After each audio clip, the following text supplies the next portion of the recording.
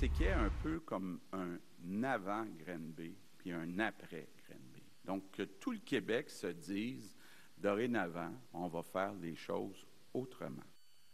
Propos du premier ministre au lancement de cette commission Laurent qui va sillonner le Québec au cours des prochains mois et d'ici novembre 2020, rendre un rapport pour changer profondément le système de protection de la jeunesse, le rendre beaucoup plus efficace au Québec. Petite parenthèse, je vous mentionne qu'on est en attente d'un discours de Justin Trudeau à la Fédération canadienne des municipalités au Centre des congrès de Québec. Mais d'abord, mettons la table à cette commission-là. Il y a plein de gens qui vont être entendus de tous les horizons et parmi eux, les criminologues. Ils sont 800 à travailler en protection de la jeunesse au Québec. Michèle Goyette est présidente du conseil d'administration de l'Ordre professionnel des criminologues. Bonjour. Bonjour. Vous voulez être sûr qu'on n'occulte pas certains éléments de ce débat-là.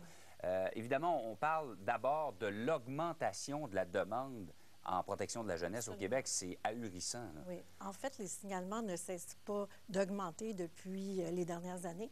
En fait, depuis 40 ans, ça a constamment augmenté.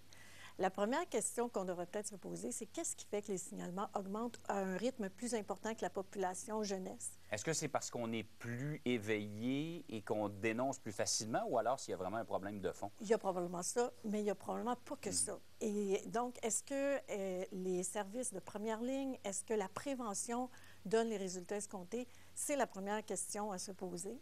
Le deuxième aspect, ou l'aspect peut-être le plus urgent, c'est toute la question des listes d'attente.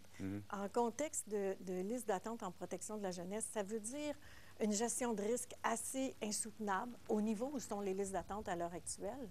Donc, il y a vraiment quelque chose à faire rapidement, puis avant novembre 2020 probablement, pour diminuer les listes d'attente. Ça veut dire essayer de trouver des façons de recruter le maximum de personnel pour évaluer sans sacrifier sur la qualité. Oui, on parle de listes d'attente qui dépassent souvent les 3000 cas. Je crois qu'on est rendu autour de 3300 au Québec, dossiers en attente d'évaluation. Donc, ce sont des enfants pour lesquels un signalement a été retenu. Donc, on présume qu'il y a peut-être quelque chose. Et ça met de la pression sur le reste des cas parce qu'il faut se terminer les autres cas parce qu'il faut aller s'occuper de la liste d'attente et on manque de monde. Et à partir du moment où on constaterait que ces enfants-là ont vraiment besoin de protection, il y a toute l'application des mesures qui entrent en ligne de compte. Et là, bien, il y a aussi une pression, il y a beaucoup d'efforts de recrutement à faire. Il va falloir qu'on trouve des façons d'amener les gens à travailler en protection de la jeunesse. Et le travail qui doit être fait, c'est beaucoup au niveau des normes de pratique, au niveau des standards. Comment on peut aider une famille qui a des problèmes qui sont très lourds, parce que quand on est rendu en protection de la jeunesse, ce sont des problèmes très lourds, à modifier des choses en profondeur. Ça ne peut pas se faire... Non. Il y a une certaine intensité qui est requise et cette intensité-là, ça veut dire qu'au niveau des charges de cas, ça veut dire au niveau aussi des ressources dans la communauté, on doit avoir accès à d'autres ressources pour aider ces enfants-là et ces parents-là. Oui, vous le dites vous-même, c'est ça peut-être les problèmes de travailler, de recruter des gens en protection de la jeunesse. Ça prend un doigté, ça prend un mélange d'empathie et de fermeté. En fait, on essaie d'aider des gens qui, des fois, ne veulent pas trop s'aider. C'est un travail qui est difficile parce qu'on essaie d'aider des gens dans un contexte d'autorité. Les criminologues sont assez à l'aise avec ça parce qu'ils savent en partant, quand ils vont étudier en criminologie, qu'ils risquent de travailler en contexte d'autorité. Mais ce n'est pas un contexte facile et c'est un contexte qui demande énormément de formation, de soutien, d'encadrement. Alors, on voit des initiatives. Par exemple, la formation du bac en criminologie à l'Université Laval va offrir très prochainement 45 heures sur la protection de la jeunesse. Alors, on doit aussi développer les stages en protection de la jeunesse. Les établissements ont des difficultés comme un manque d'endroits physiques pour recevoir des stagiaires. Alors, c'est des aspects qui semblent peut-être simples à régler, mais qui ne se règlent pas au fil des années. Alors, espérons que la Commission va pouvoir toucher ces aspects-là. C'est pas juste des problèmes d'argent. Non, ce ne sont pas que des problèmes d'argent. Il y en a aussi des problèmes d'argent, mais ce ne sont pas que des problèmes d'argent. Il y a beaucoup aussi de questions à se poser sur comment la première ligne, la deuxième ligne de service peut être plus présente.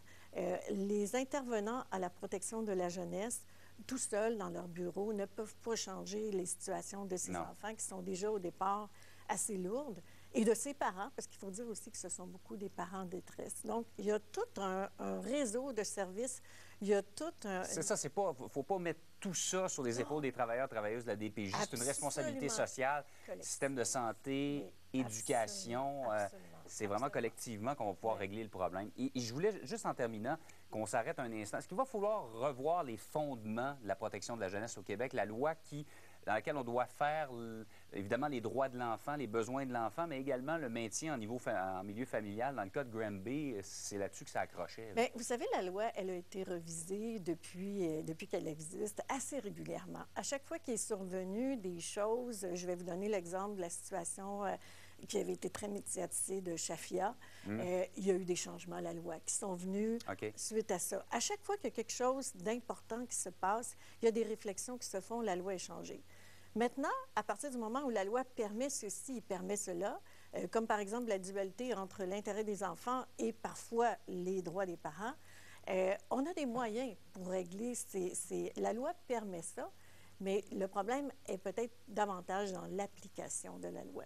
Alors, beaucoup d'éléments qui sont soulevés.